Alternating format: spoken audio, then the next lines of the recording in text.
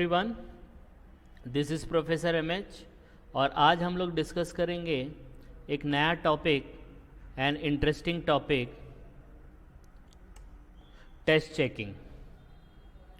Test checking क्या होता है इसके बारे में आज हम लोग डिस्कस करेंगे। इसका एक्चुअल मीनिंग क्या है बुक में देखेंगे तो आपको थोड़ा बहुत समझेगा, थोड़ा बहुत नहीं समझेगा, लेकिन इसका लॉजिक क्या है, इसका डेरिवेशन क्या है, इसको क्यों किया जाता है, उसको हम लोग डीप में यहाँ पे समझेंगे। फिर ये कौन कौन सी सिचुएशन में सूटेबल होता है, कहाँ पे ये किया जाता है, वो हम लोग देखेंगे और फिर इसके एडवांटेज डिसएडवांटेज। तो let's start with test checking. तो मैंने आपको प्रीवियस वीडियो में भी यही कहा है कि whenever you are trying to study something new तो ऑलवेज बाइफिकेट द वर्ड। तो यहाँ पे दो वर्ड है तो हम लोग इसको बाइफिकेट करेंगे। तो पहला वर्ड जो है वो है टेस्ट। पहला वर्ड क्या है? टेस्ट है। दूसरा क्या है? चेकिंग। तो checking is very simple, you have to check करना है आपको, दैट इज कॉल्ड चेकिंग। लेकिन टेस्ट मतलब क्या? टेस्ट मतलब क्या? तो टेस्ट मतलब होता है कि आप अगर कोई कॉलेज या स्कूल में पढ़ते हो तो आप पूरे साल पढ़ते हो, लेकिन आपको टेस्ट जो रहता है वो साल में 2 बार होता है या 4 बार होता है या साल में 1 बार होता है, वो टेस्ट देना पड़ता है, एग्जाम देना पड़ता है, राइट। तो test checking is a continuous process. आप चेक करोगे तो करते जाओगे, लेकिन टेस्ट थोड़ा थोड़ा करने का। तो आप पूरे साल पढ़ते हो तो पूरे साल आप एग्जाम नहीं देते हो, थोड़े टाइम इंटरवल पे देते हो ना। तो सेम वे में भी चेकिंग करते हो तो पूरा चेक नहीं करते हो आप, थोड़ा थोड़ा टेस्टिंग लेते हो, थोड़ा थोड़ा टेस्ट करते हो आप, that is called test checking.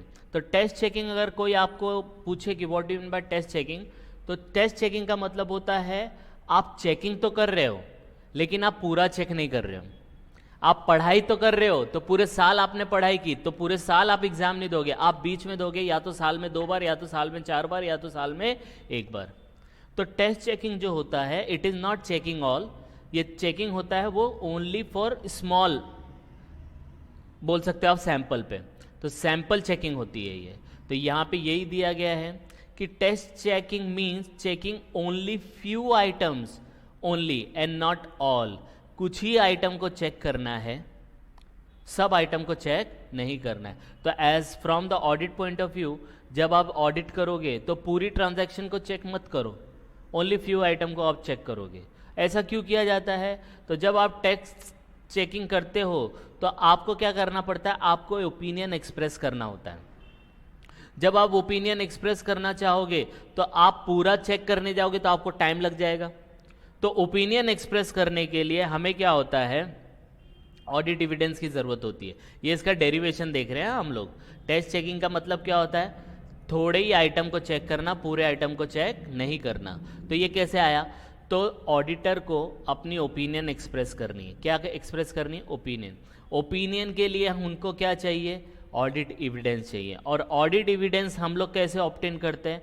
Bye checking all the transaction. देखो डेरिवेशन आ रहा है, सीए को, ऑडिटर को अपना ओपिनियन एक्सप्रेस करना है।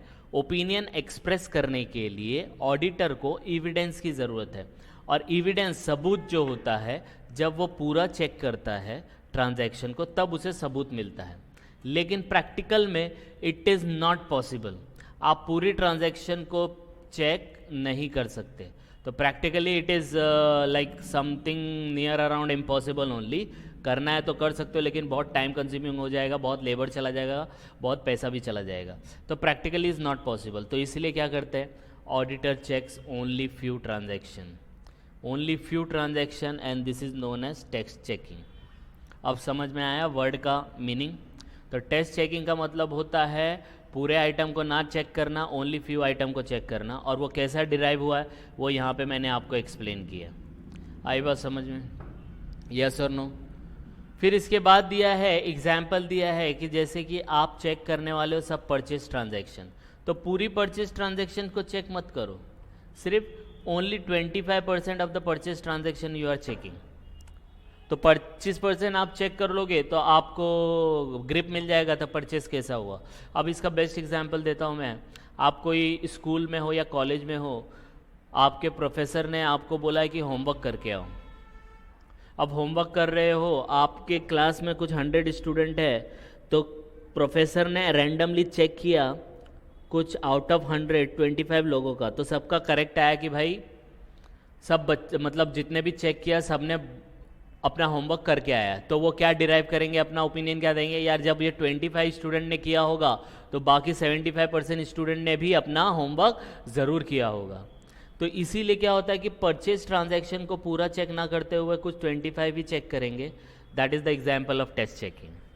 फिर लास्ट पार्ट जो बोला है कि ऑडिटर, अब ये 25% कैसे सेलेक्ट करेंगे, जैसे वो प्रोफेसर ने स्टूडेंट सेलेक्ट किया तो वह कैसे सेलेक्ट किया, तो हो सकता है फ्रंट बेंच वाले ही पूरा होमवर्क करते हैं, लास्ट बेंचर होमवर्क करते ही नहीं है, मिडल वाले आधा करते हैं आधा नहीं करते हैं, तो कैसे पता चलेगा। तो ये जो 25% यहाँ पे बात कही गई है परचेज ट्रांजैक्शन की, तो वो एक साथ सेलेक्ट नहीं करते, वो टेस्ट चेकिंग के लिए जो सेलेक्ट करते हैं तो या तो अपने पर्सनल जजमेंट के बेसिस पे सेलेक्ट करते हैं या तो कुछ टेक्निक यूज़ करते हैं सैम्पलिंग की, उसके बेसिस पे यूज़ करते हैं।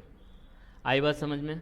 तो पर्सनल जजमेंट अपने हिसाब से, हाँ ये बच्चे का मैं चेक करना चाहता हूँ क्योंकि ये बच्चा शरारती या जो भी है, तो उसी तरीके से आप परचेज ट्रांजैक्शन चेक कर रहे हो तो आप पर्टिकुलर कोई सप्लायर का ट्रांजैक्शन चेक करना चाहते हो, आप पर्टिकुलर कोई अमाउंट का ट्रांजैक्शन चेक करना चाहते हो, इस तरीके से आप सेलेक्ट कर सकते हो आइटम टेस्ट चेकिंग के लिए।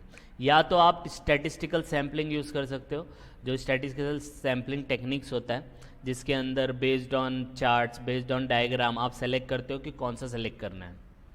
तो चॉइस इज़ योर्स, खुद पर्सनल जजमेंट के बेसिस पे भी आप चेक कर सकते हो या आप टेक्निक यूज़ करके भी सेलेक्ट कर सकते हो कि किसके ऊपर हम लोग को टेस्ट चेकिंग करना है। आई बात समझ में। तो this is all about test checking. इसके बाद हम लोग इसका अनसूटेबिलिटी देखेंगे, that is in the next video, क्योंकि मैं ज़्यादा बड़े बड़े वीडियो नहीं बनाता, क्योंकि ज़्यादा बड़े वीडियो बनाएंगे तो आपको थोड़ा कंसंट्रेट करने में भी प्रॉब्लम हो जाता है और थोड़ा सा बोरिंग भी लगने लगता है। तो यहाँ पे हम लोग ने टेस्ट चेकिंग का मीनिंग देख लिया, आप इसको गो थ्रू करो, कुछ डाउट आएगा तो कमेंट करो, और नेक्स्ट वीडियो में वी विल सी इसके एडवांटेज, डिसएडवांटेज और unsuitability. And please like and subscribe for more videos. Thank you.